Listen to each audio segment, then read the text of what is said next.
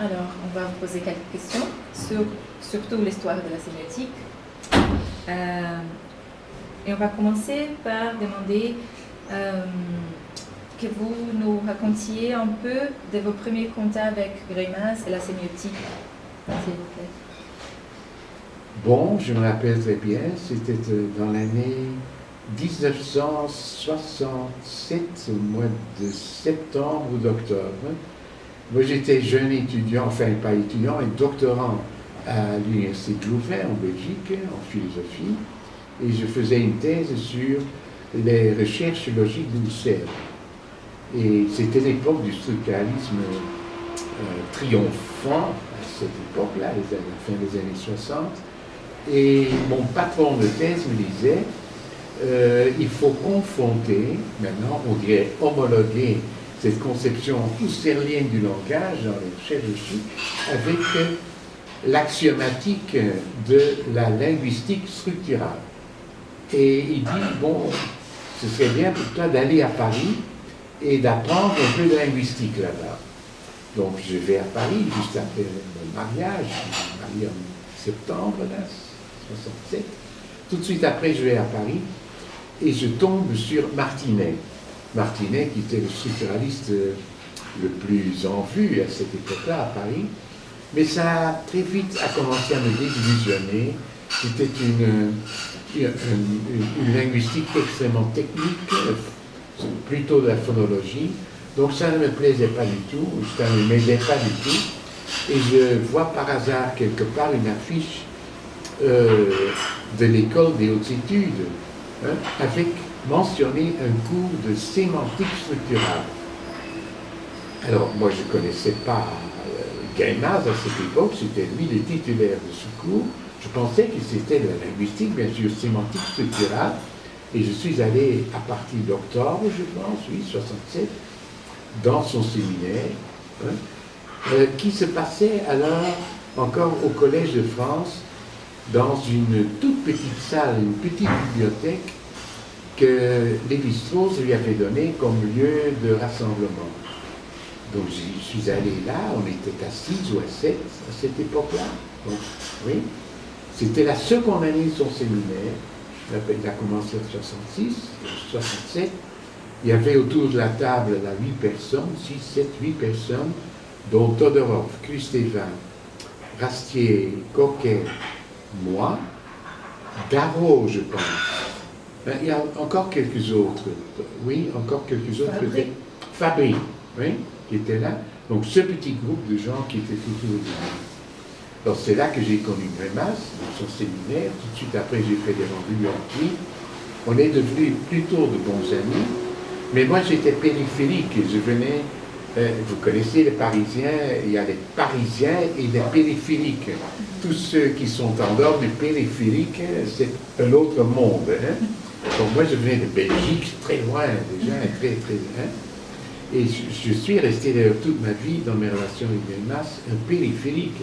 C'est-à-dire quelqu'un qui regardait la sémiotique, qui regardait le travail qui était fait à Paris, à l'école de Paris, soi-disant école de Paris, que je regardais à ça comme un périphérique, de loin, comme un ami plutôt de la sémiotique. Hein? Et ça a été ma position tout le temps, et j'étais quand même en très bon terme avec lui, et il me supportait. Ce qui était drôle, parce qu'en général, il ne supportait pas les philosophes.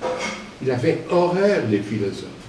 Hein? Mais moi, je faisais exception, je ne sais pas, à cause de mon bon caractère, peut-être, je ne sais pas. En tout cas, on a discuté beaucoup, très régulièrement.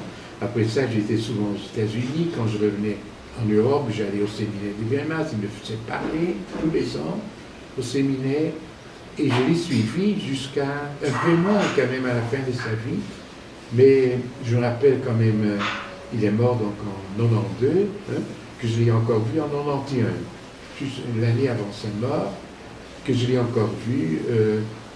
On allait dîner souvent ensemble dans un bistrot, enfin dans un bon restaurant à Paris, pas très loin du Collège de France, rue Saint-Jacques, le Balzac, tout le monde connaît ça à Paris. On allait dîner là-bas ensemble, et c'est là que je l'ai vu la dernière fois. Donc je l'ai connu de 67 à 91, c'est quand même long.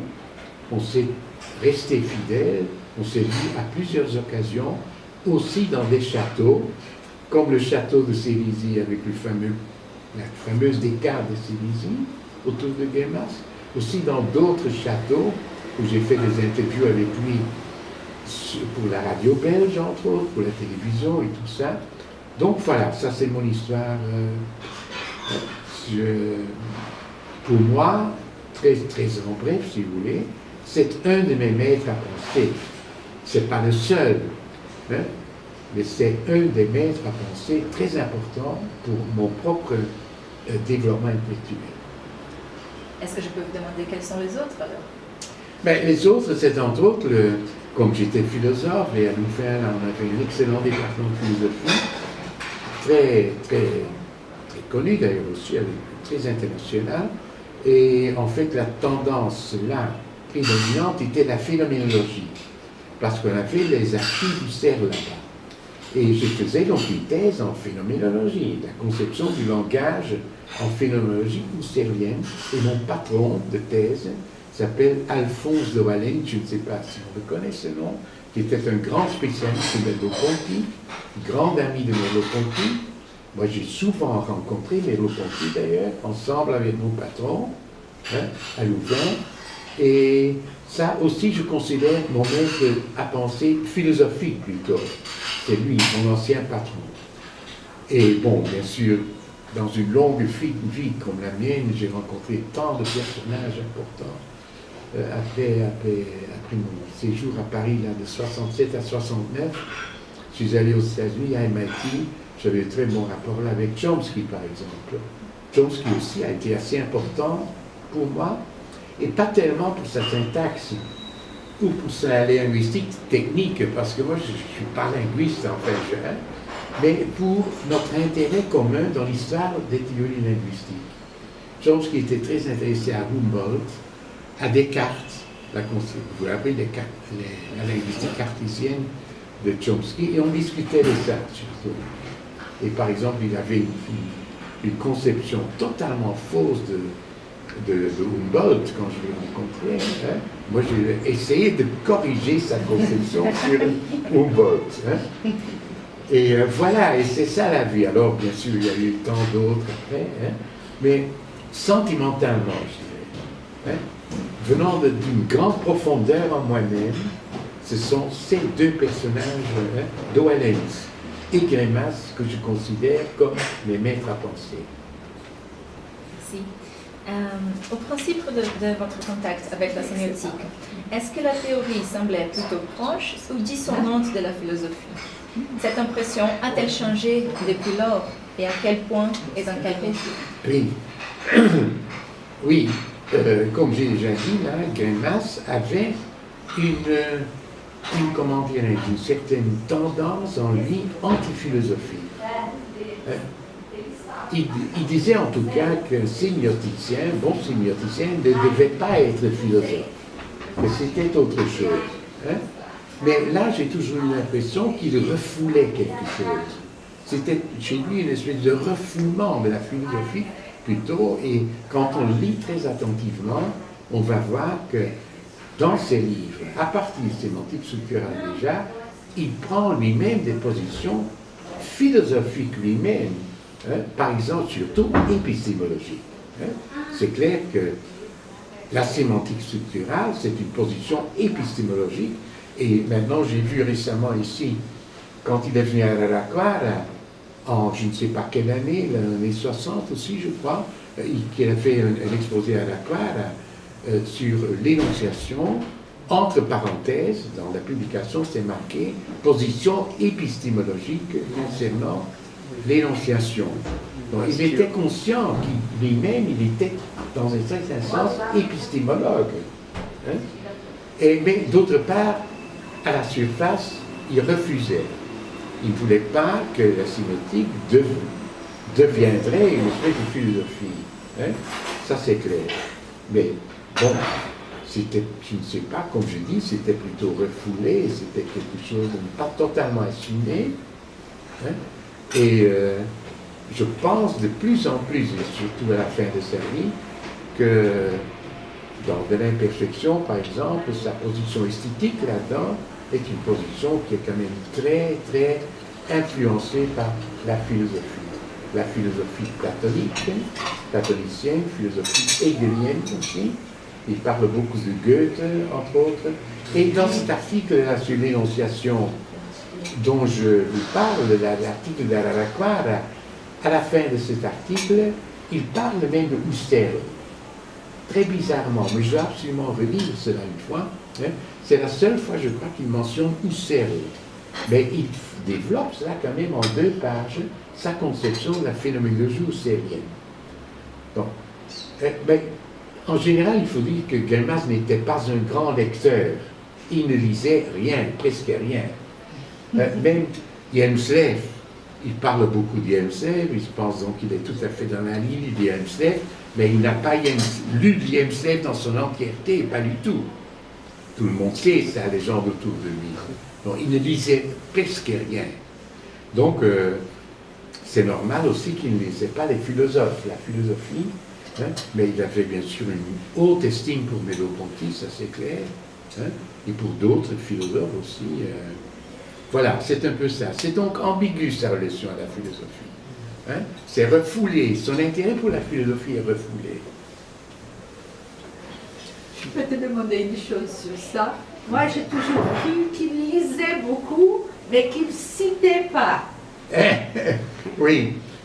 Je ne crois, c'est pas... Bon, ça c'est une hypothèse. Une hypothèse, qu'il ne citait pas. Comme il ne citait pas, on ne savait pas s'il lisait. Quand il dit des choses, même quand il cite le nom, on a pas mal de difficultés de trouver où est-ce que c'était, parce que c'était pas l'œuvre, rien du tout. Oui, oui.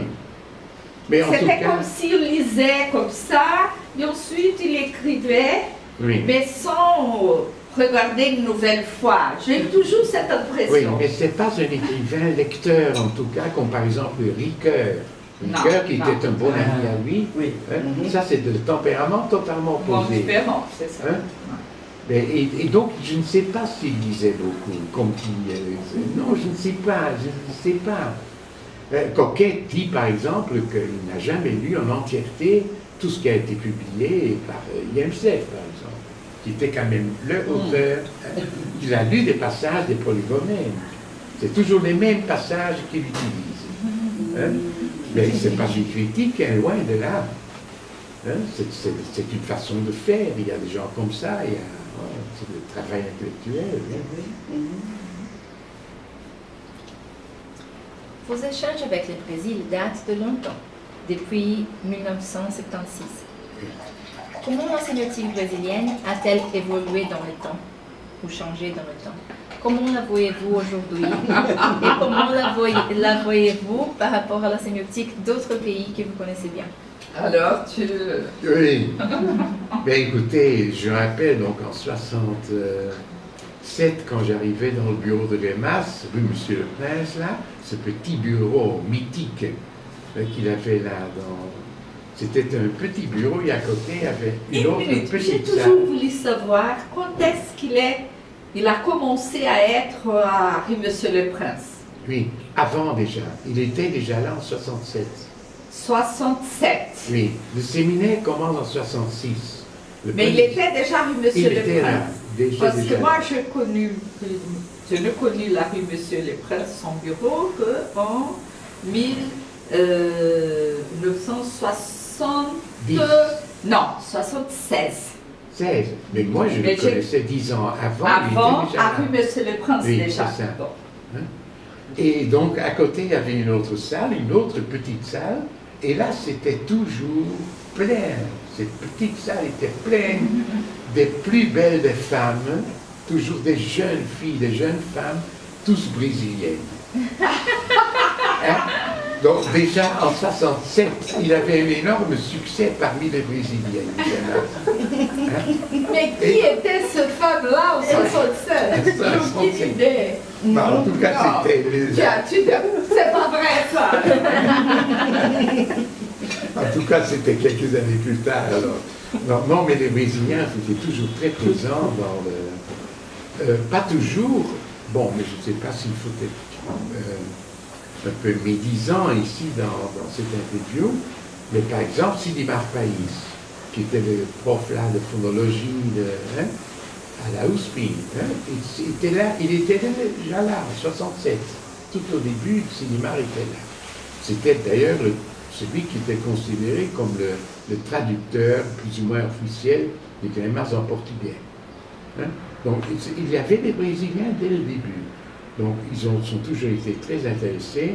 Et comme vous dites, là, je suis venu la première fois en 76, ici, et revenu constamment, invité d'abord par Sidimar Pais, et ensuite par d'autres gens, par d'autres groupes, aussi à Campinas, hein, où j'étais toujours au département linguistique, en philosophie ici et là aussi, et dans les groupes brésiliens, considérés de l'Europe, hein, c'est un des pays les plus actifs du point de vue recherche en sémiotique, ça c'est clair.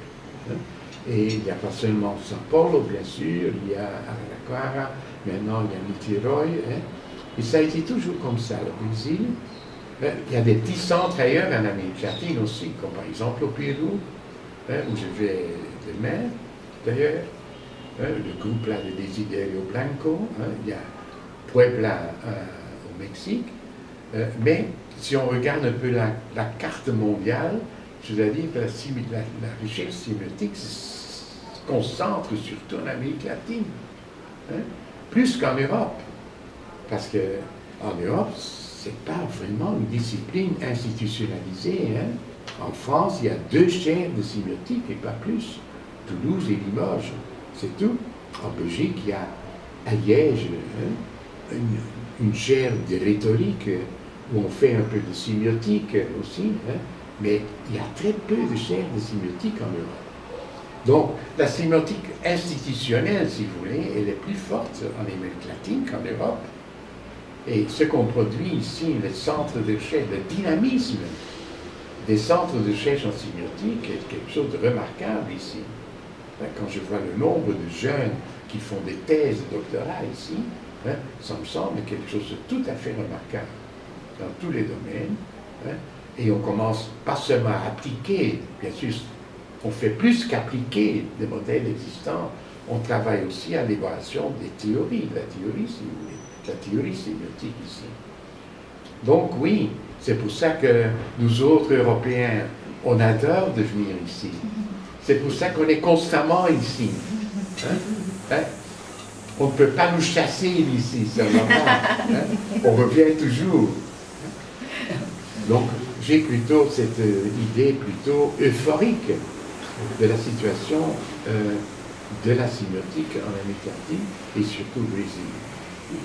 Je crois que serait aussi intéressant pour ceux qui vont regarder cet entretien, que vous parliez un tout petit peu, que ce soit sur vos contacts à Campinas, par exemple, et si ça a été toujours São Paulo, Campinas, ou si vous êtes allé plus loin aussi, juste pour... Oui. Mais écoutez, dans un séjour habituel pour moi, c'était 3 mois que je venais, et alors je passais lundi, mardi, mercredi à Campinas, je prenais l'autobus le mercredi soir, je venais ici et je donnais cours le jeudi, le vendredi à la USP. Donc je faisais les deux en alternance. Ambiance totalement différente, les 2 universités, hein. Campinas bien sûr, il se considère comme l'université d'élite, hein. C'est peut-être vrai, dans le temps c'était sans doute vrai. Hein, dans les années 70, maintenant je ne sais pas. Bien, chez eux, c'était la science dure, c'était la linguistique dure, hein, surtout Chomsky, hein, analyse du discours aussi, hein, mais ça, c'était les linguistes quand même. La sémiotique n'est pas présente à Campinas, a été toujours extrêmement marginale, presque inexistante. Hein. Tandis qu'ici, c'est différent, c'est totalement différent. La sémiotique a été à partir de Sidimar Pais, justement, qui a introduit Greimas ici. Hein, même si, comment dirais-je, Sidimar a eu aussi sans doute parfois a provoqué des incidents, des conflits, etc. Tout le monde sait ça. Hein. C'est quand même lui qui a introduit Greimas au Brésil, en traduisant Greimas. Ben, Sillimar était le disciple, en fait, d'abord de Potier, qui était le bon ami à Greimas, hein. Mais quand Greimas venait au début au Brésil, c'était à l'invitation de Sillimar País. Ça, c'est vraiment le début, et ça se passait à la Houspie. Bien sûr, plus tard à la Houspie, ça a beaucoup changé, hein. Le type de sémiotique qu'on faisait, totalement différent, hein. C'est devenu beaucoup plus expérimental. Hein. Chez Sillimar País, c'était quelque chose de très canonique, très conventionnel, une sémiotique très conventionnelle. Hein. Maintenant, c'est totalement différent. Hein. Mais c'est un peu ça. Campinas ne s'intéresse pas à la sémiotique, n'a jamais fait. Il s'intéresse à l'analyse du discours, par exemple. Eliolandi, ces gens-là. Hein.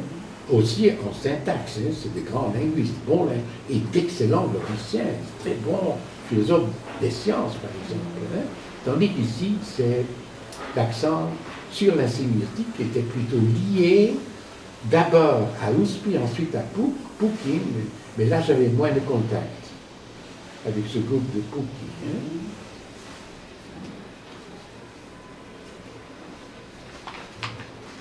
Bon, la prochaine question serait sur la sémiotique dans le monde, mais je crois que vous venez de le dire, n'est-ce pas? Alors, vous avez été invité par Jacobson à éditer les manuscrits de Saussure. Parlez-nous, s'il vous plaît, de la situation où l'invitation a eu lieu, l'accès aux manuscrits, l'organisation. Oui, c'est ça. Je connaissais Jacobson de Paris quand il venait à Paris pour rencontrer ses amis, surtout Lacan, c'était son meilleur ami là à Paris. Je l'ai rencontré souvent à des réunions à Paris dans les années 70, 80. On était ensemble dans le taxi, on allait ensemble dans des réunions de linguistes en général. Mais je l'ai surtout connu après aux États-Unis, à MIT. Hein, quand il est allé aux États-Unis, plutôt à la fin de sa vie, hein, il était prof honoraire de MIT, il avait son bureau à 200 mètres du bureau de Chomsky, là, un magnifique bureau. Il ne donnait plus de cours. Et là, il avait rassemblé, il avait obtenu du fils de Saussure, un des deux fils, je ne sais plus lequel des deux, il avait obtenu une partie des manuscrits de Saussure qu'il avait mis là dans la bibliothèque de Harvard, qui était tout près de MIT, dans une salle spéciale, la salle des manuscrits. Hein, et quand je le visitais, Jacobson dans son bureau, il m'amenait dans cette salle et il me montrait une boîte noire, pas plus grande que ça, une boîte noire, et c'était plein de manuscrits de Saussure. Et c'était lui qui avait la clé de la porte. Hein? Et il me disait, bon, c'est là comme un petit trésor, hein, à peu près 1500 pages de manuscrits, hein, et personne ne s'intéresse à ça, me dit-il. On est déjà en 85 ici, 85 à peu près. Ça, il faudrait regarder, mais je pense 85. Il disait, les étudiants américains ne s'intéressent pas à ça. Hein, ils font de la linguistique transformationnelle, hein, générative. Hein, et c'est là, et je cherche des étudiants pour travailler là-dessus. Alors moi, j'étais plus qu'étudiant à cette époque, j'étais déjà prof, hein, mais il me disait, bon, restez là.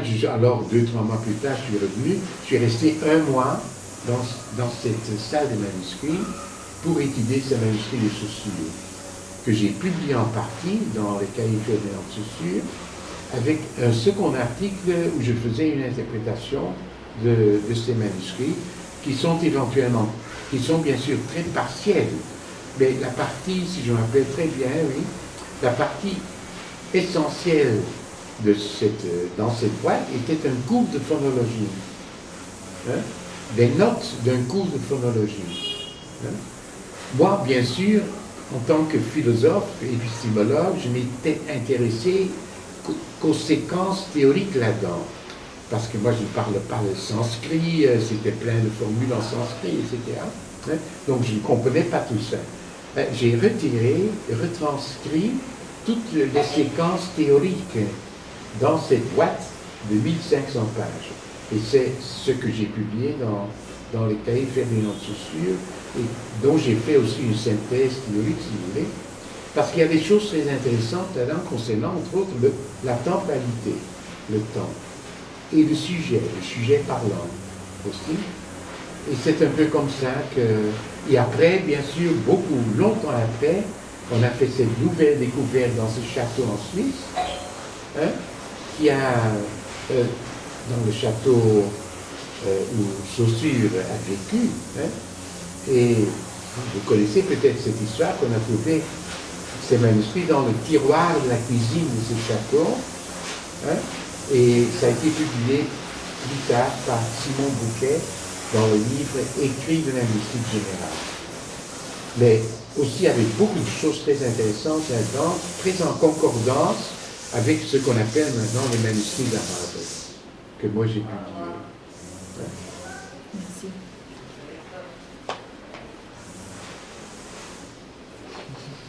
Dans sa décade de sérésie, en 1983, Reimaz, mis à la question par ses interlocuteurs, déclarait « Quel est le but pratico-théorique de notre démarche? C'est d'arriver à la sémiosis. La sémiotique, pour l'instant, s'occupe essentiellement du plan du contenu et du parcours génératif, c'est-à-dire qu'elle tient à exposer les conditions préalables à l'apparition du sens. Mais c'est seulement quand on arrivera à la surface des surfaces qu'on pourra parler de la textualisation.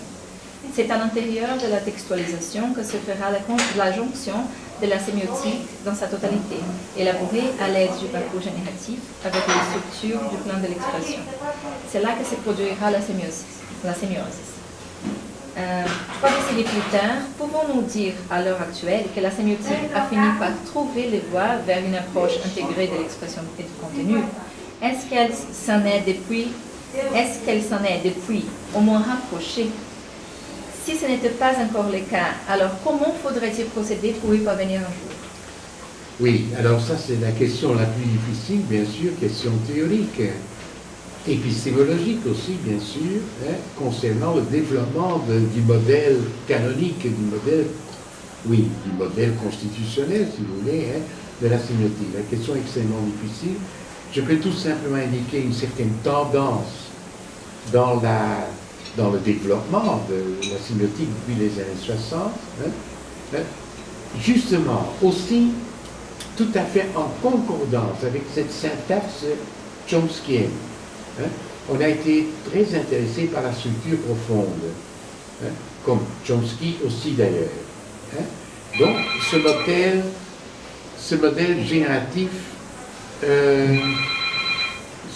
génératif, c'est-à-dire une génération de la structure de surface à partir d'une structure profonde, hein, était très à la mode dans les années 60, 70, 80. Hein. Et on voit maintenant que les gens sont de plus en plus intéressés par la textualisation, justement. Si on regarde par exemple Rastier, au début, c'était un disciple de Reimaz, assez orthodoxe, mais il a développé, si vous voulez, donc une orientation totalement différente qui est vraiment axée sur la textualisation. Qu'est-ce qu'elle veut dire? Comme tu dis, c'est la symbiosie dans sa généralité, dans son entièreté. On est de plus en plus intéressé à ces effets de présence de la signification qui sont des effets de surface. Hein? Donc on parle de moins en moins du modèle constitutionnel, hein? Ce fameux carré sémiotique par exemple, hein? Donc qui était vraiment dans la profondeur de la signification. Ça a été très développé dans les années 60, de 60 à 80. Maintenant, on parle beaucoup plus des effets de surface, beaucoup plus des effets moi j'appelle ça des effets de présence. Les phénomènes, si vous voulez, les phénomènes de présence. L'attention va par là, c'est-à-dire qu'on s'occupe beaucoup plus à partir, par exemple, de la conception de Fontani, par exemple, du sensible, le sensible. Reimaz, dans le modèle constitutionnel, pour lui, ça n'a pas fait. Ça commence par la sémiotique des passions, hein, la sémiotique des passions, qui est dans ce sens-là une espèce de tournant théorique hein, dans l'histoire de la sémiotique contemporaine. On s'intéresse de plus en plus, si vous voulez, donc, à ces éléments de surface. Pas tout à fait de surface, par exemple, parce qu'il faut distinguer entre passion et émotion. Ce n'est pas une théorie des émotions psychologiques, par exemple. Hein, de passion, on est déjà à un certain niveau sous-jacent, là, avec les passions, hein, mais on est déjà quand même au niveau du sensible. Hein, et c'est un peu dans ce sens-là que je vois le développement et surtout que je vois l'intérêt de la sémiotique pour l'esthétique aussi. L'esthétique est justement, moi j'appelle ça sémio-esthétique, c'est-à-dire une sémiotique inspirée par la sémiotique. Hein, sémio-esthétique, on voit donc que cette sémio-esthétique hein, commence à exploiter de plus en plus, hein, si vous voulez, ce côté de la visibilité de la signification, si vous voulez, au niveau, si vous voulez, donc au niveau du sensible, entre autres, hein, en passant par la corporéité, la passionnalité, tout ce qui est donc pathémique, comme on dit, hein, dans le comportement aussi, etc. Hein. C'est pas de la sociosémiotique, mais c'est plutôt de la sémioesthétique, hein, qui est une discipline que moi, comme vous savez, qui est un peu ce que j'essaie de faire, à partir de ce tournant qui se dessine d'ailleurs chez le dernier Greimas. Hein. Greimas, à la fin de sa vie, a commencé à avoir un intérêt explicite pour cela, dans le petit livre un peu testamentaire qui s'appelle l'imperfection. Hein. C'est pour ça que moi je tiens énormément à ce petit livre, parce que là-dedans on voit que Greimas lui-même hein, essaye d'échapper, si vous voulez, à cette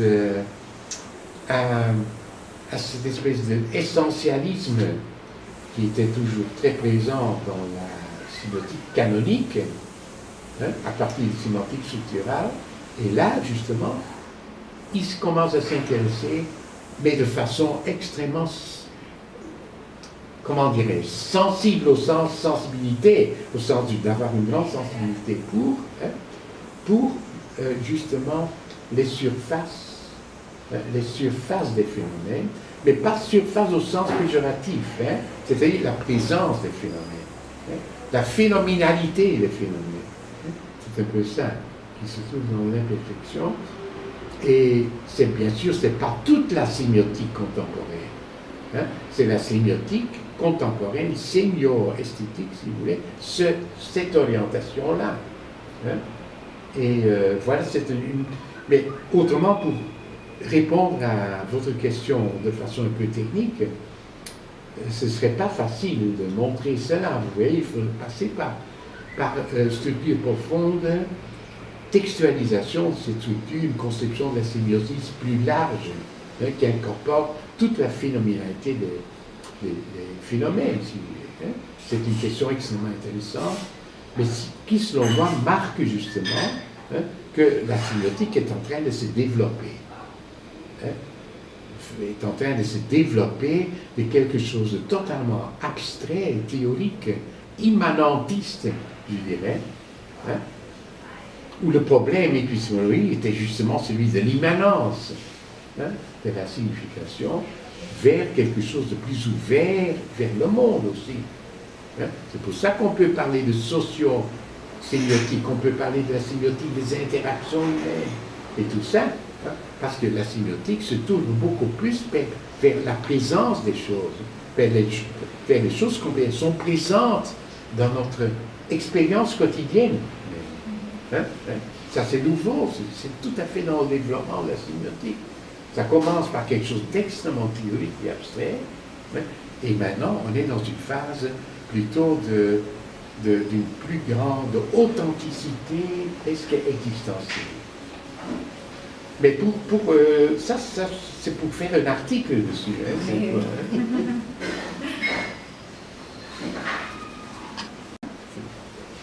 Une jeune étudiante pour un jeune étudiant qui s'initie à la sémiotique aujourd'hui, y a-t-il d'après vous des raisons de s'investir dans ces domaines du savoir?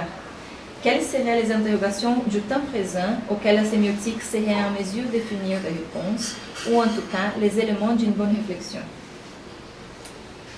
Oui, écoutez, vous me demandez quelque chose à quoi je peux donner une réponse très explicite.